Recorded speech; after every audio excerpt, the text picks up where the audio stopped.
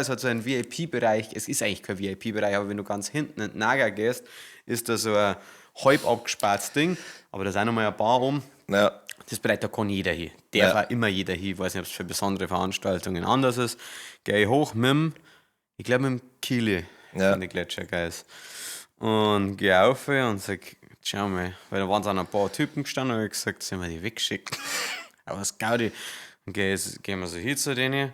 Ich gesagt, Kili ist das erste und ich gesagt, Freunde, es tut mir leid, aber ihr müsst da jetzt leider gehen, das ist privat. Das ist VIP-Bereich hier. Ich sag, ja, wer sagt das? Und dann hat er so sein Bundle gezeigt.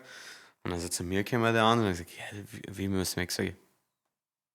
Es tut mir leid. Ja, wir machen die Ich Regeln gesagt, ihr nicht. könnt jetzt noch, theoretisch könnt ihr es auch noch ausdringen, aber dann müsst ihr halt runter. Unten ist ja genug Platz. Das oben war komplett frei, da war gar nichts. Ja.